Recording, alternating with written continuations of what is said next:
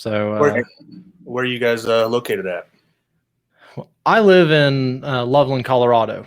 Okay. And I'm down here in southern Ohio, just outside of Portsmouth. Nice. And that's where I'm originally from. I moved to Colorado almost 2 years ago. All right. So I got away from Brad, and just as soon as I got away from Brad, he's like, "Hey, why don't you help me do this 12 hike thing?" So it's this weird thing where we're closer now than we have been for a while. It's just weird. And to be honest, Patrick, it's the greatest idea I've ever had for 12 hike is to get him and Sean on board.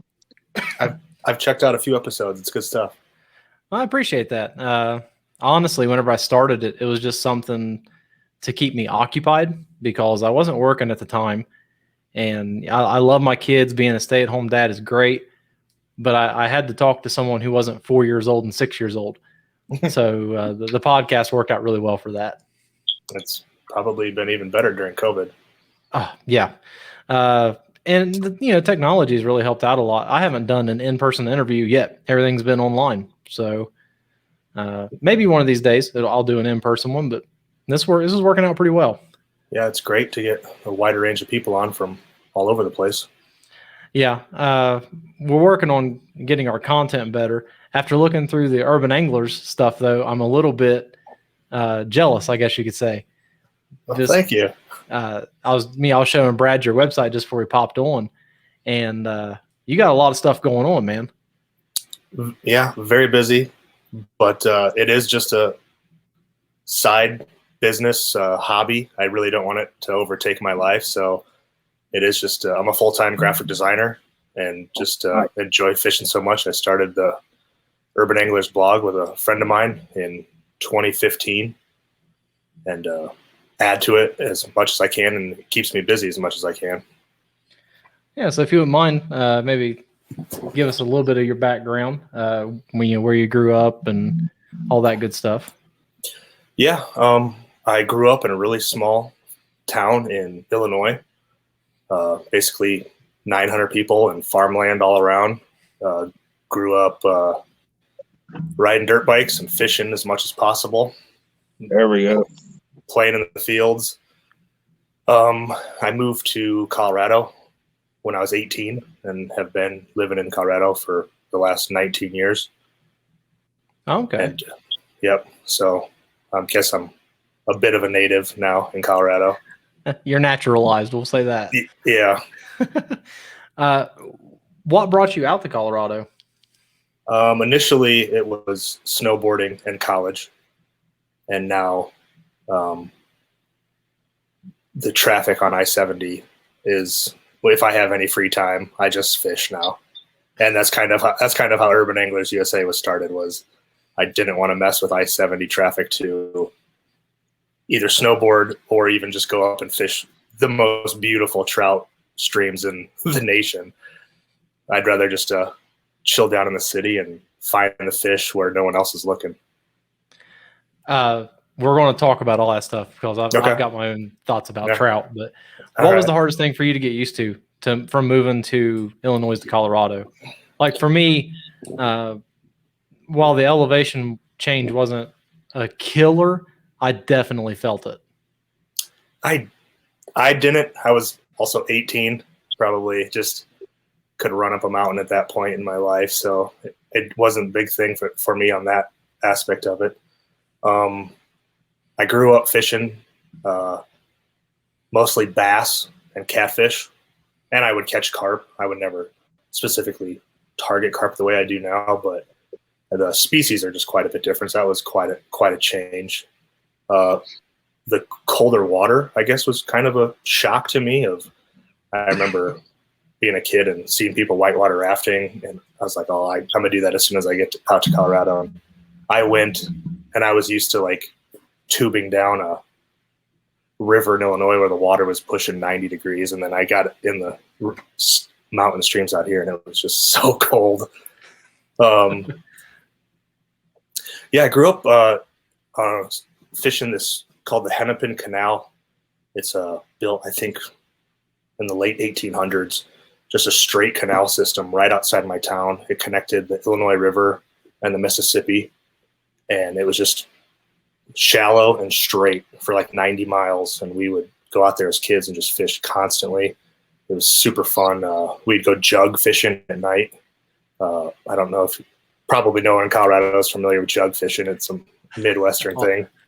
Yeah, I'd say if they knew about it, they're from the Midwest. Yeah. A lot of rivers back there for like field and flood control. We'd fish all that. And, my hometown actually had a lot of coal strip mining back in the day. And once the mining was done, they filled all those in with water. So it's just super deep lakes, and they made like fishing clubs out of them. You can join this place, join that place, and it's all bass and crappie and bluegill and stuff like that. So I guess the biggest change was just the fish and the water temperatures. That sounds a lot like the Hanging Rock Ponds. Brad, have you been up there? No, but after talking to you, I want to get with Sean. 100% going to be hitting those ponds up soon, hopefully. Yeah, okay. So I take this back a little bit. The elevation wasn't as big of a killer as changing the way I fish. Yeah. Moving out here, I thought I was a pretty good fisherman. Brad can attest to that. And but if we had the time, I got so many stories on that. But whenever I came out here, the fishing is so different. I don't know if it has to do with just the temperatures, elevation, species that are out here. But I've really struggled the last year, consistently getting on fish other than stock rainbow trout. Yeah. And I remember first catching a trout, and I lipped it like a bass, and everyone's like, "What are you doing?" I'm like, oh. Yeah, the elitism around fly fishing and trout fishing in particular is a little bit intimidating, I guess you could say.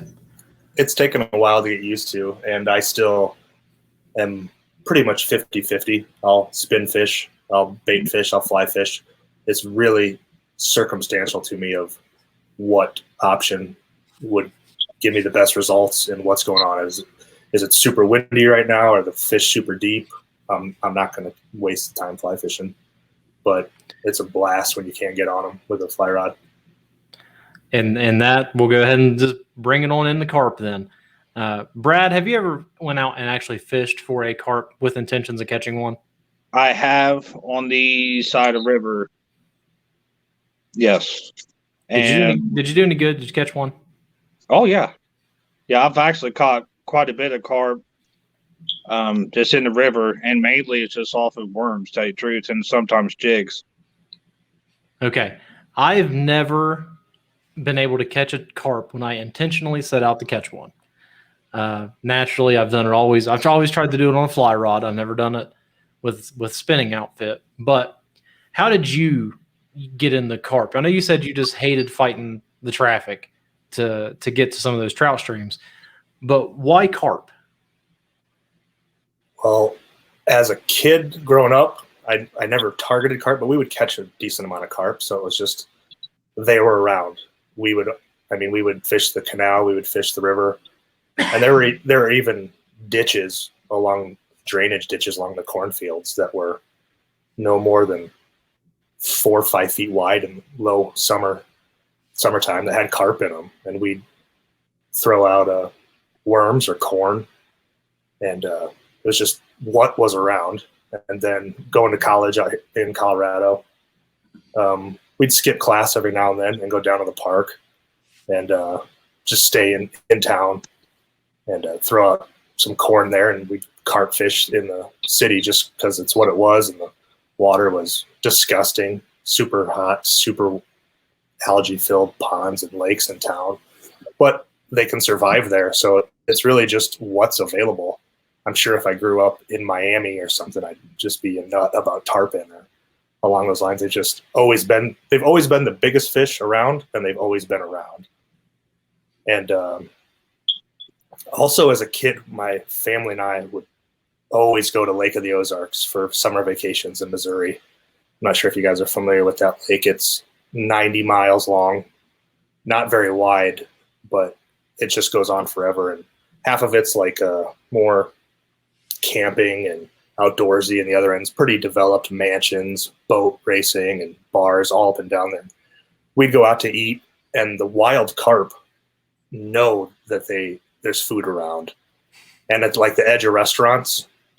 This one we go to when I was younger, you could scrape your food off your plate into the water after you ate, and there would be so many 20 to 30 pound carp.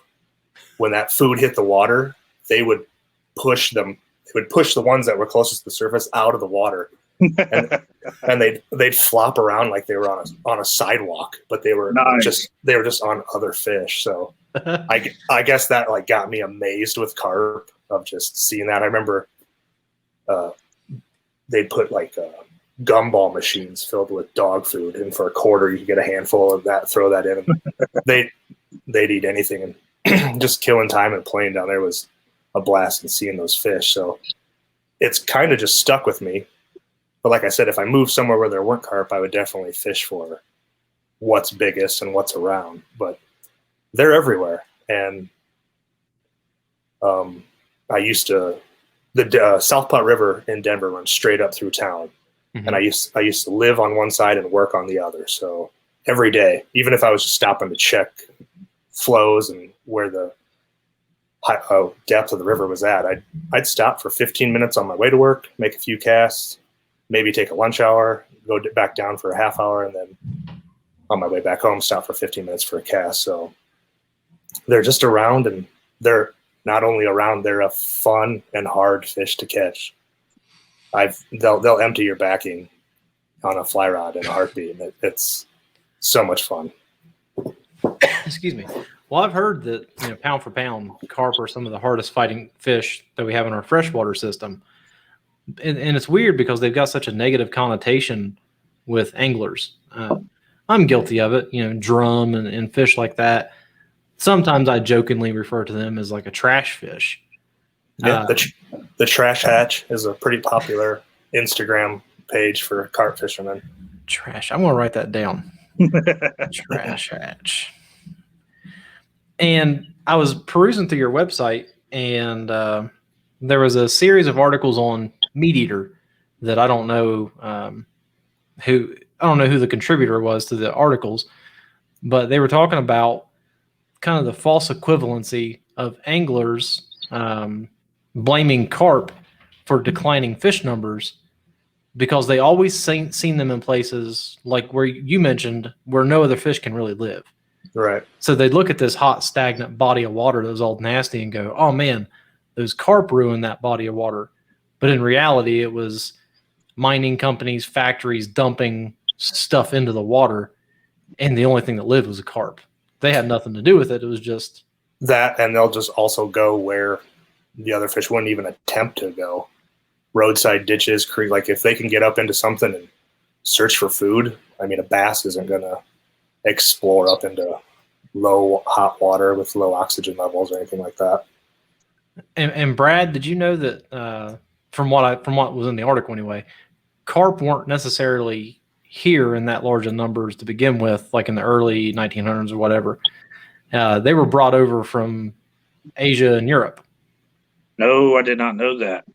Yep, the common carp and mere carp were brought over from Europe just strictly as a food source. Is the only reason they're here. Yeah, that was the question: is why or who? Yeah, the common carp and mere are for food, and it's probably because they would grow big. And then you're talking in the 1800s, people needed a abundant food source, so a large carp that could live in not the best conditions, and they're still eaten over there. And then from Asia is what? Big head and silver and grass carp. Those are all brought over as for algae and plant control. And of all the problems we have with those is once there's been floods that flood into the ponds that they were stocked for controlling algae, and then they swam out. So have you ever ate the carp that you catch? I've never eaten a carp.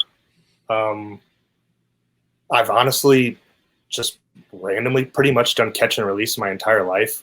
We would eat quite a bit of catfish that we would catch back in the Midwest, but other than that, I've always just been catch and release, trying to, especially with the urban side of it, I just want to know what's in there because it's awesome for to figure it out. But then also urban water is a bit more polluted.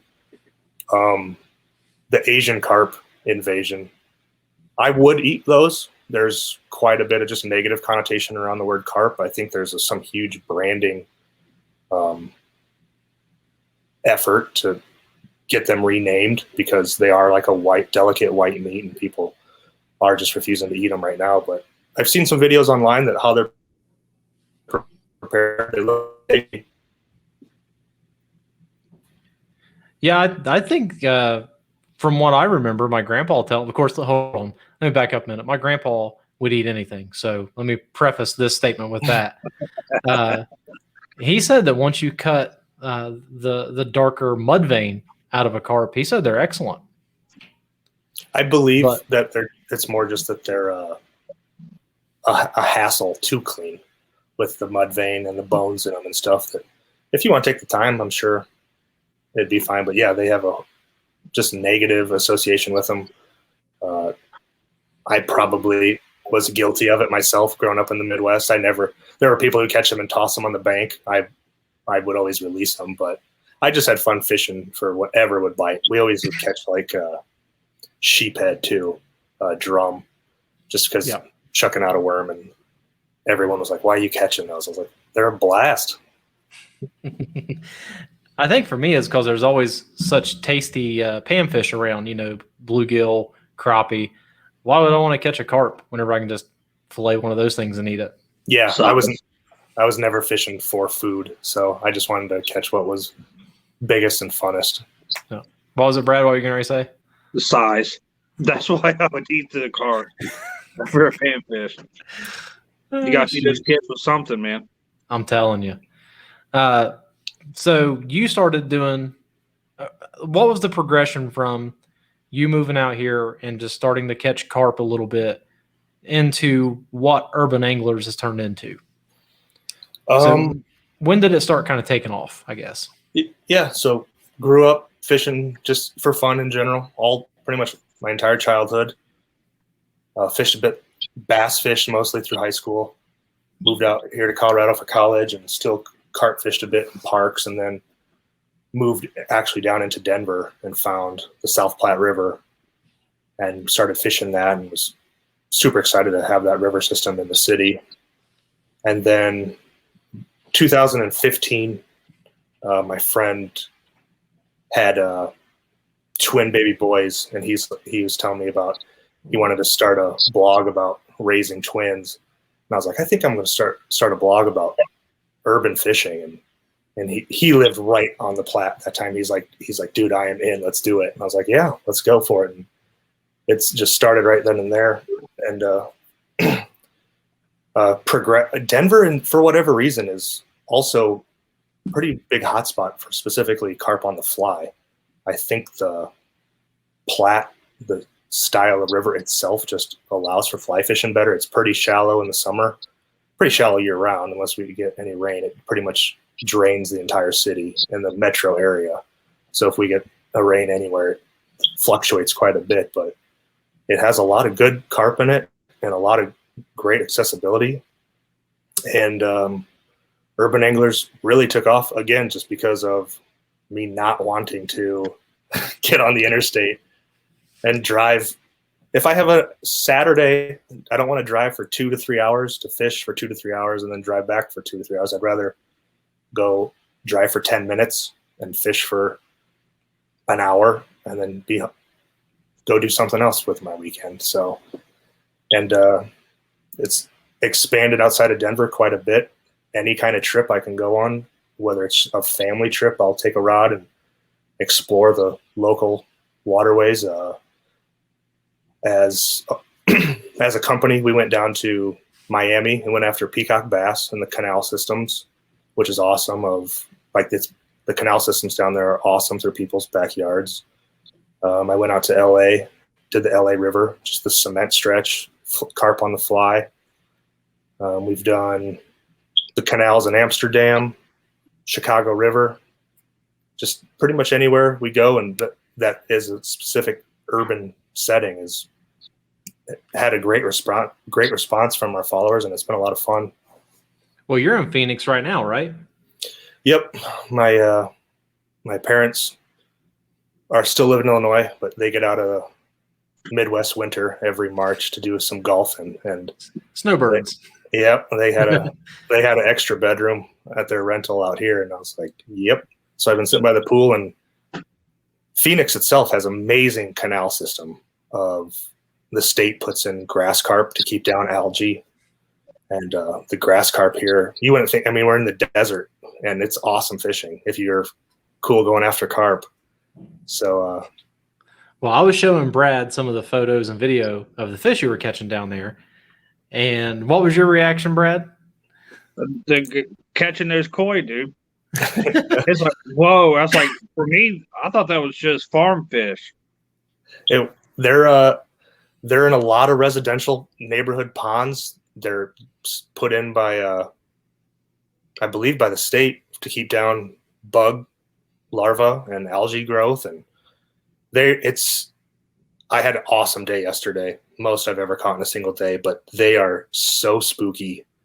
They're a lot of ponds on the edge. They'll kind of munch on the growth on the edge, and if you like peek your head up over it, if you're not I want to make sure my shirt's the color of the sky, or I wore green yesterday just for the trees behind me. But carp. What kind of bait were you using? I was using a mop fly, and I really like mop flies and glow bugs for koi specifically, because they'll just drop slowly and get right in front of their face a little bit. But carp in general, I really like mop flies and Smether stone bombs. They look like giant stone flies, just super buggy looking. And they're I feel like both of them are like my go-to, but anything, honestly, you can throw anything that looks really buggy or kind of crawfish looking. But I like mops just because I purposely throw brighter ones. And if I had a fly that I know a carp's going to hit no matter what, but I can't see it, so it's 50-50 shot of he's going to eat it or he eats it and I can't see it and set the hook at the wrong time. Uh-huh. I'd rather it be a bright color one that I can see 100% of the time, but 50% of the time the color might spook them. So it's this or that, but I just prefer being able to see it. It's almost all sight fishing. I know, judging from the pictures I've seen that Zach showed me, those are some pretty amazing fish, man. They're beautiful too. It was a good day. And then I get picky too. I'm like, no, I already had an orange one. I want to find a white one. And I was like, oh, that white one has some black spots on it. I haven't had one of those yet. A carp elitist. I never thought I'd ever hear that. Did you get some funny looks when you first started all this urban angling stuff? I know there are some YouTubers that do it, and I can only imagine that the people that are walking around in Denver have whenever they see you fly fishing and trying to catch a carp out of what they consider their backyard. I don't know if it's that they're looking weird at me about urban fishing. It's that if I go to like Wash Park, any city park, they're like, are there fish in here? And they'll look like you come here every day with your dog and walk around this pond, and yeah, there's right out there's like a 36-inch orange koi. If you have on polarized glasses are huge, because I've been walking around with my girlfriend. I'm like, look at all that school of carp, and they're like, what are you talking about? And then I hand her the polarized, and they're like, these are amazing. So it's just the weird stuff is they don't ever believe there's fish in there, and then they always ask if I eat them, and I'm like, you probably thought I was weird fishing. How weird do you think I am to be eating carp out of a city park? Yeah. Yeah. Whenever you fish those city parks, do you take your waders with you and actually walk out there, or are you just fishing from the bank? All bank fishing. I'll take my waders on the Platte, but that's usually just if I know I'm going to kind of stay in one area most of the day. and that's usually just to get in a little bit to land them, and usually only in winter months. In the summer, I have the wading socks that go down in your boot. Mm-hmm. But with carp fishing in general, and urban carp fishing in general, it's when I'm fly fishing for them, it's all about covering ground and finding happy fish. Like I could see 50 fish if they're on the cruise. I'm not even going to mess with it. I'd rather walk another mile to find 2 or 3 of them that are nose down on the bottom, tails up. So yeah, that's sneaking up on them. Go ahead. Finish thought. And just sneaking up on them and getting the fly out there and in the window in front of them. And it's more like hunting than fishing. Like you're sneaking up on them. And even if you see one that's eating and it's a ways away, you still have to figure out a way to sneak up on it. So it's a lot more like hunting than any other aspect of fishing, especially like bass or trout. You can rip a streamer by one a few times and keep trying to get it to react. Or if you're nymphing, you can try and how many passes can you make if they don't take it? Just keep, especially if you can see them. But right, carp, you really get one shot before they spook. And that's where fly fishing for them interests me so much, is just the challenge. Brad, did you realize that they're that spooky, that it's that hard to catch one on a fly rod? I didn't. No, I didn't know they spooked real easily. Yeah, they're like, it's weird because some people will look down their nose at a carp, but if you can fish and successfully catch carp on a fly rod, I think all those skills transition very well in the trout fishing. I don't think it would hurt. I mean, you're going to kind of like accidentally learn of, like I said, if you can make 10 casts at a trout without spooking it, but you're just constantly having to be perfect with a carp, it's going to be beneficial to you the next time you go trout fishing. You're not going to have to make 10 casts. You're going to be able to put the fly where you want it, when you want it. So it just hones your skills and dials you in quite a bit. Yeah, and the other kind of tricky thing about trout fishing, you mentioned it, you've got to look for that trout. So Brad, like when you're in the Little Soda River or something, and you see a school of like 10 trout swim by, right? Those carp are absolutely not interested in eating at all because they're just swimming. They're swimming by. You've got to look for that carp that has its head down and its tail kind of up out of the water a little bit. Yes, I've seen it. He's down there rooting around, moving stuff around, trying to find something that he can suck up and eat. Right. Honestly, I mean, those other carp, you could probably snag one, but I don't think can you catch those carp? Is it possible? I have a few times, and if you could cast 1,000 times at them, and it would just happen to be perfect scenario of it, like a leech or something. If it comes right in front of them, they might respond to it, but it'd be a long shot. It happens. I'm not going to say it wouldn't ever happen, but there's no way I would take the time to do it if you're in a time crunch to even just go walk another mile down the riverbank and see if you can find something that's chill. Yeah. You mentioned the flies that you use, and it's pretty basic. I mean, anything that looks buggy, anything that looks terrestrial, something that they would eat. So kick over some rocks, find crawdads, throw a crawdad pattern on, whatever. What does your fly rod and your line setup look like? What weight are you using? I used to use exclusively an 8-weight, and river carp do tend to get quite a bit bigger than pond or lake carp. Depends on in urban settings. Like if you go up to the Great Lakes, the carp up there are just monsters. But in like an actual park pond, they're usually a bit smaller. You'll get 1 or 2 really big ones in there. So if I'm going to go to like that, I've been using a 5-weight a lot lately, but really 6 and 7 is kind of the sweet spot for all around. 5 if I get into a big one, I am at the mercy of that fish. Of just, I'm not bringing it in on my 5-weight until it's truly tired. On an 8-weight at the park, if I get into it, some small ones, the hook set can pull them out of the water. Oh God! But yeah, 6 and 7s are pretty popular in the sweet spot for carp. And Brad, you just got a fly rod not too long ago, didn't you? Yes. Yeah. I'm still learning how to use that thing. Patrick, you got any tips for Brad? Some hot tips that you've picked up over the years? I would say that the fishing for carp, while the carp itself is very difficult to catch on a fly rod, fly fishing for carp, which is probably going to be a little easier for you because it's all about the drag and drop technique. So once you can sneak up and get into position, you're not going to be doing big back casting, getting your line tangled up in the air, getting your line tangled up on your pole. It's having about, the length of your rod of line out and flipping it out beyond the fish while it's feeding.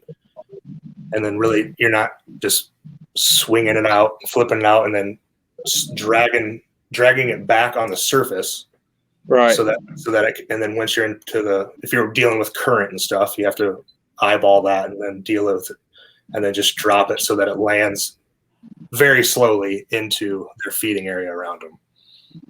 Now, the only other time I've had experience using a fly rod, me and Zach went on a fishing trip with my family, and he showed me a little bit out of lake, and I think, Zach, you caught some fish too off the bank here in Kentucky.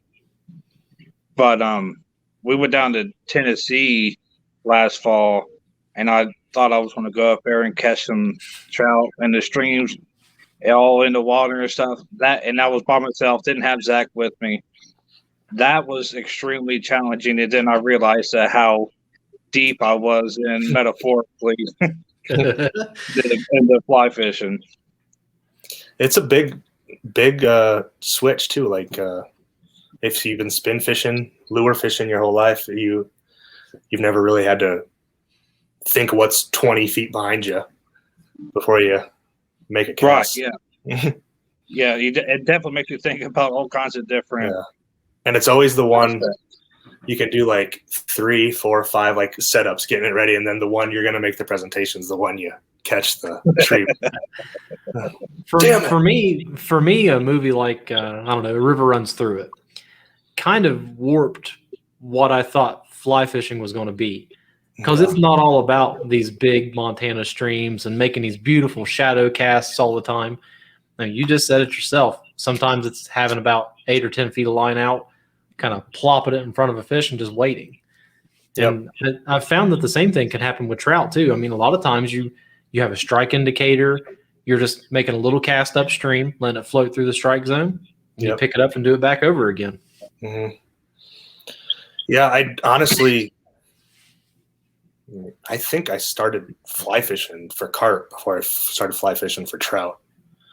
So I've never, location wise, there are trout in the city here in Denver in pretty low numbers that get washed out of the reservoir before they get through the city. So I catch them every now and then, but I barely ever target trout.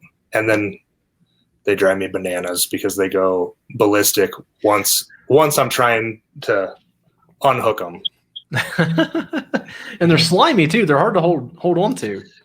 I never, especially growing up in the Midwest where I lipped everything, I never owned a net until I started catching trout because they're so slippery. All right, so you've done all this urban angling. You've got your Instagram page where there's gigantic pictures of carp and koi, but that's not all you do. I mean, you've got 2 or 3 other things that you're involved in. I heard about you through the Trout Unlimited chapter there in Denver. Hester, I think, sent you my way. I'm not sure. I just got an email from you. I can't remember who forwarded it along. I think it was Hester. But he said, like, you're the guy for carp. Like, there's a good crowd in Denver. Rick Mixell, he's the GM at Trouts in town, and he's amazing targeting carp. I think he's got some insane stretch going of he's caught a carp on a fly every month for I can't even tell you how many years his record's at right now. I will carp fish in the winter, but if I miss a month, it doesn't matter to me. But yeah, there's a really good handful of guys in Denver that target trout on the fly, and then the Denver Trout Unlimited, their big fundraiser every year is a carp on the fly fundraiser tournament. So we have to have a good crowd of carp fishermen. Is that the Carp Slam? Yep, the Carp Slam. Different? So when did the Carp Slam start? I believe this last year was its 14th year. Oh, wow. And it was all about raising funds for Denver Trout Unlimited raised funds with the tournament and year round, basically, to buy extra acreage out at Chatfield to have extra holding water so that there will never be 0 flow days out of the dam. So if it's the dead of summer and the water's low, the water's hot, and fish are on the, not carp will live through everything, but the other species in town, this extra holding area will release so that there will never be 0 flow days. I think it took them almost 10 years to fundraise it all. So, wow. And has the Carp Slam, I mean, obviously it's popular enough to keep going, but has it gained popularity over the years as people have kind of realized that carp is an awesome fish to catch? Yeah, Instagram, social media has helped carp in the U.S. greatly. The American Carp Society has a great Instagram page that's a large crew of quite a bit of European guys who now live here. But it's growing. And so, yeah, Instagram has helped the Carp Slam grow quite a bit. American Carp Society. I never would have thought I would hear of whole societies dedicated to carp. It's just so strange just because they have such a negative air about them. Just here, it's like soccer and the metric system. It's used. It's popular, insanely popular everywhere but here. It's like catching gar. Yeah, everybody loves catching gar. Oh man, those things used to drive me crazy. I've tried quite a bit for gar on those rope flies where you just untangle to catch in their teeth, and I've had so many takes on those rope flies, and I can't catch one. What always happens? Do they break your line, or no? They come up and bite it and chew on it, and I've just in my head I've tried like every option. I'm like, all right, I'm gonna let this one chew on it for a few seconds, and then I'll strip set it. And the next one, as soon as he bites it, I strip set it, and everything it just pulls right out of his mouth. I don't know what I'm doing wrong. So that's on my to-do list. Whenever I'm caught in gar, I've used big catfish hooks, and that's what I was doing was catfishing. And it'd be like, hey, here's a good-looking bluegill. Come over here and take it instead, and you hook it with a big catfish hook. How big of a gar? Well, typically out from where I used to fish on the side of the river, and we're from 3 to 5 foot long. Oh yeah, I know they get that big. The ones I'm having problems with are maybe 3 foot tops. Yeah. So I don't know. Their mouths are so bony. It's so hard to hook them, and that's why the rope flies, the rope lures, whatever you want to call them, tend to do so well. It is just a bone plate. Like the hook, I guess, gets down in there.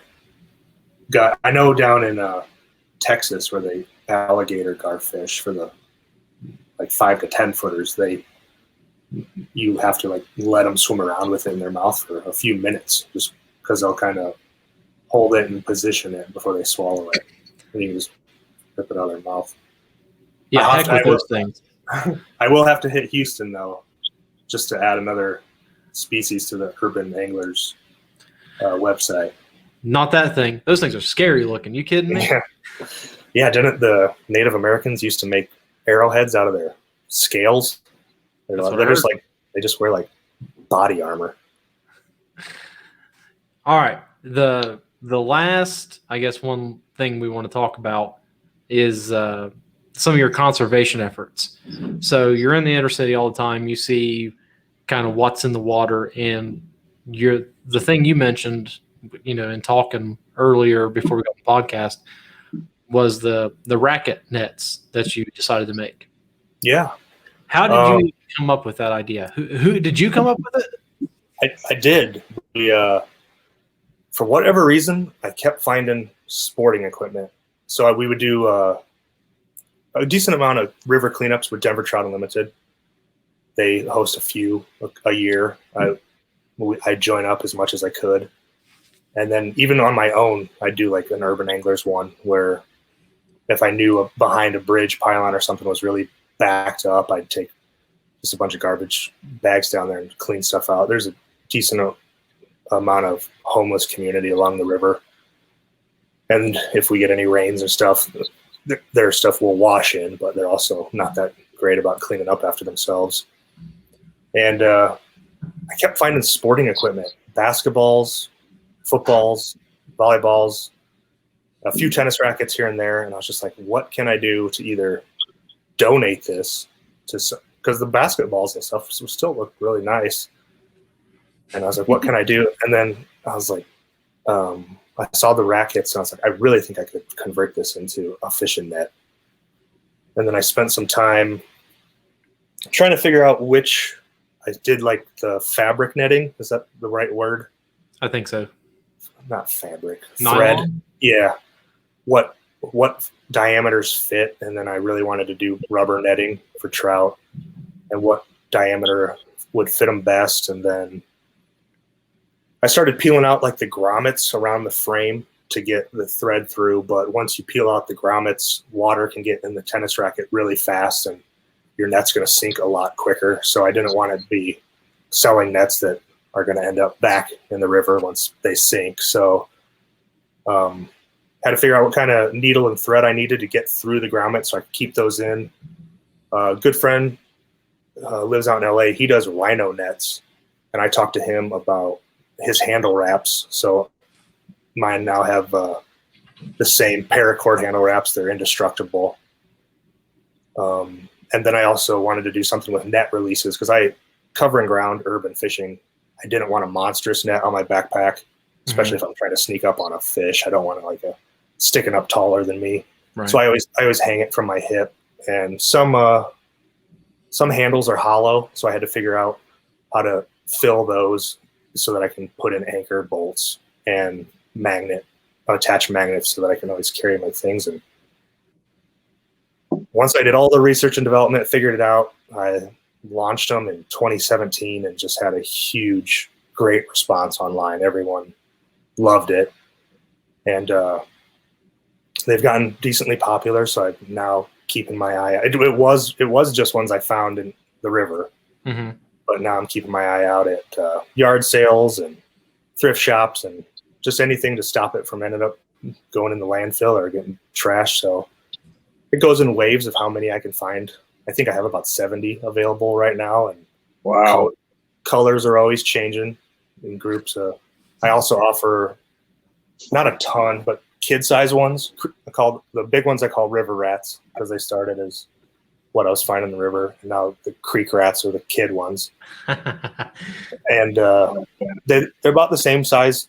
I use the same size of our custom netting and just a little bit shorter handle, which is beneficial to kids. And if anyone's like, some adults prefer a shorter net for like smaller creeks.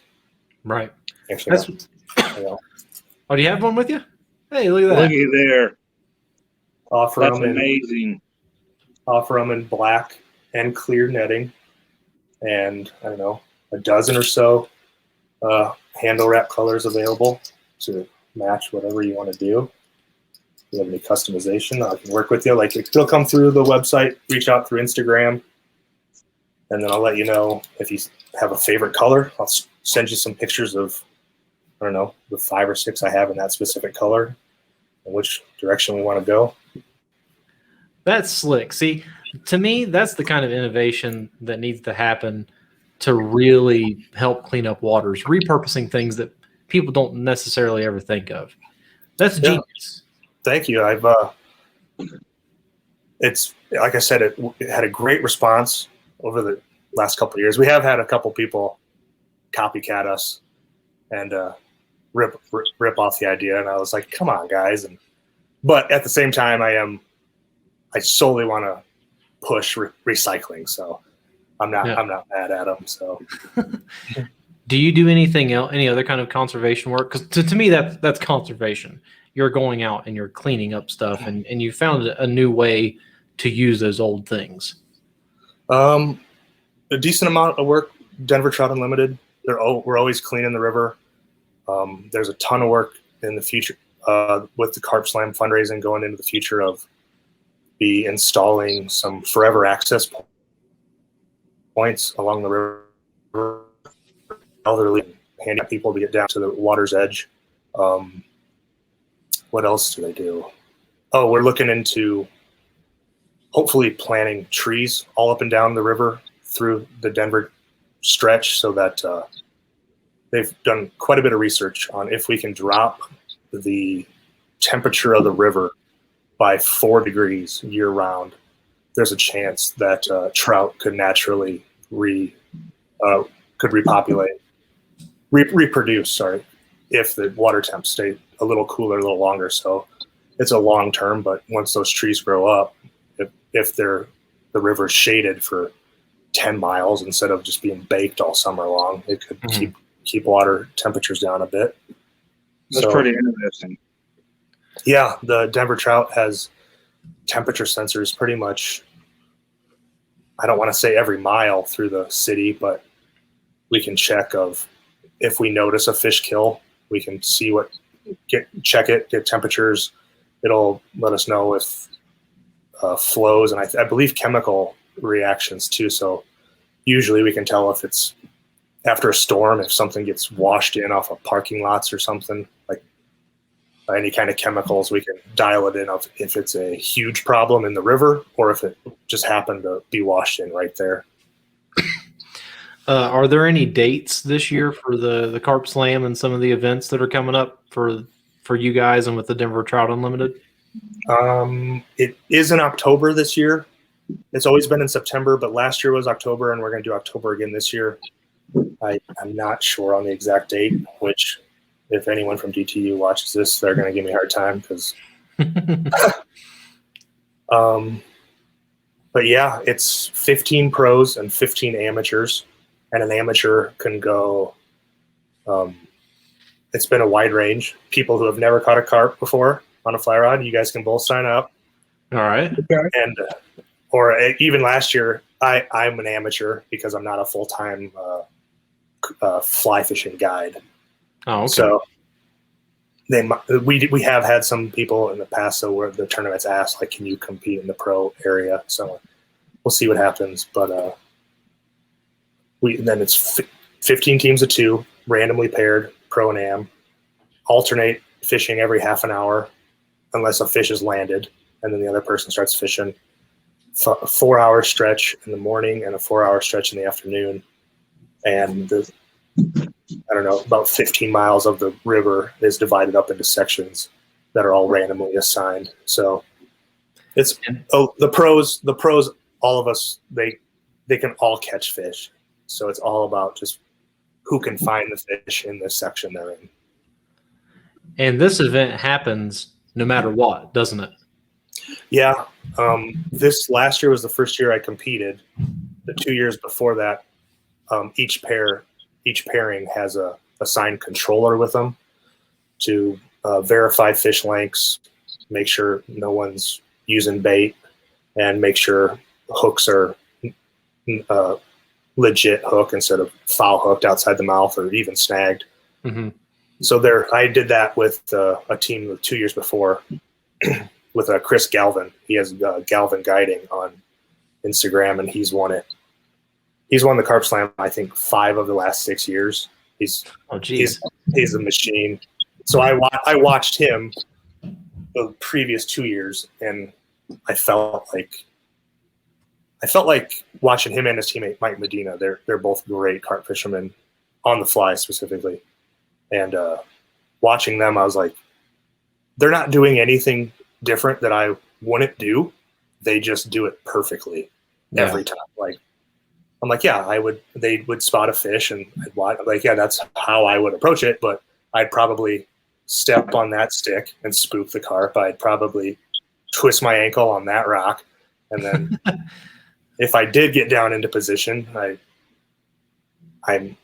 they would just make the perfect cast. So, and depending on conditions, 1 to 2 fish, it's total inches wins the tournament. So one year they caught 7 fish in the tournament. And then last year, pretty much I got second place with 1 fish. And Jeez. Yeah, it was 1 fish, 1 fish, and 3 fish out of all 15 teams, because the fish just weren't happy. Every fish was cruising, and the year before was a torrential downpour the night before, and the river was just chocolate milk. And Rick Mikesell, that I mentioned earlier for the Trouts GM, he won it that year. He found him right below a little area where he could see him hitting the foam line. So actually, I didn't go into that too for targeting carp. I almost exclusively target carp on the bottom, and I'll fish them on top on the circumstances of when I see them on the feeding on the top. If you see a carp, you can't throw out a surface one and expect them to react to it and go up to it. So. Yeah, that's a weird thing about carp. They eat like the cottonwoods. Whenever the cottonwoods out here, the seeds. The seeds. They'll drop on top of the water and they'll come up and eat them. Yep. Brad back home, they'll eat mulberries that pop in the water. Yep. If you can find a mulberry tree that's ripe on the edge of the water in the Midwest, it's when those berries hit, they're everything you know about carp changes. Like they'll react like piranha of when that berry hits the water. So there you go, I'll Brad. have to try that this year. Yeah. I'll buy mulberries if I have to.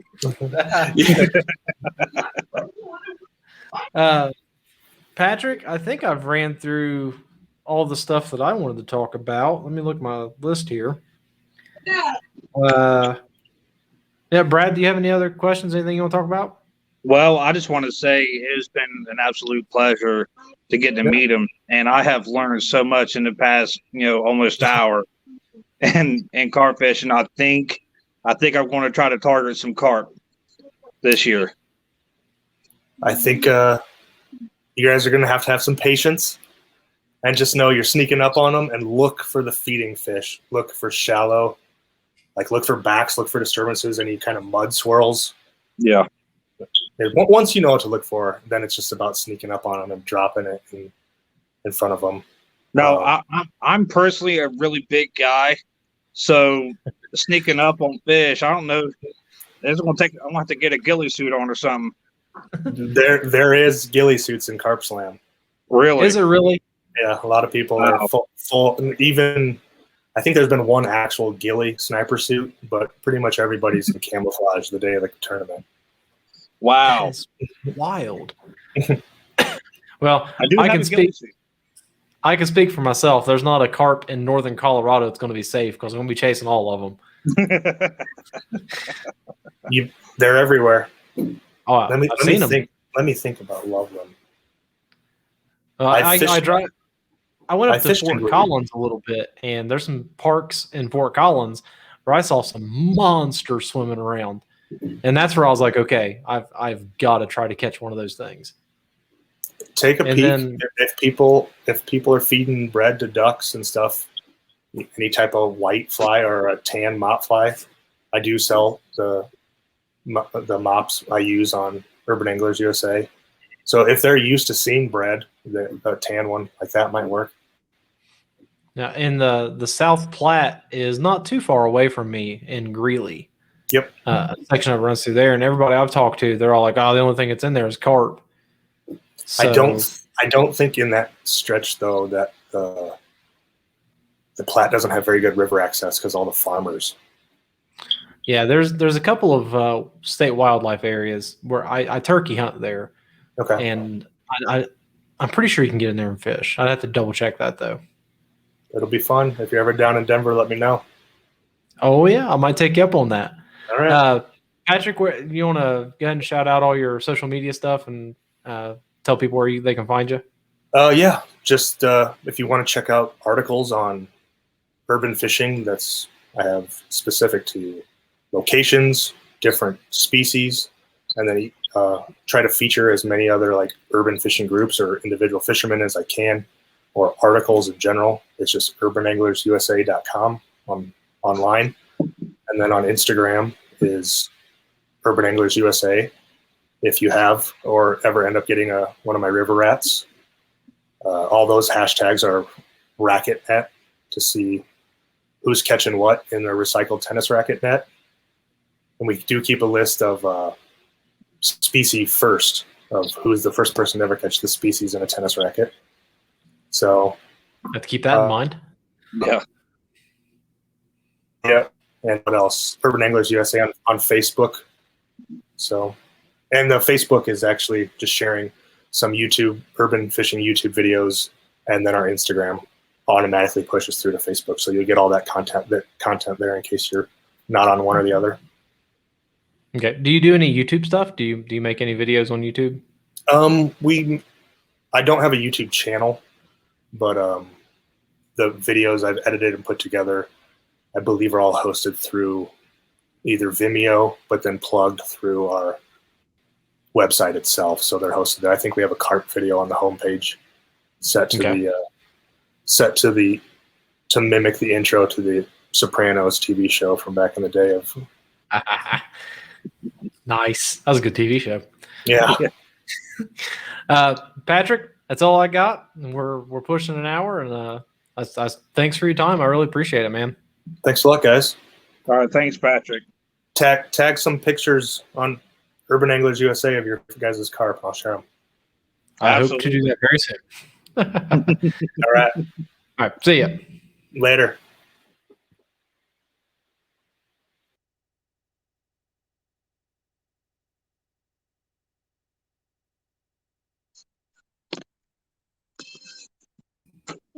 Is there a big shoots? Nah.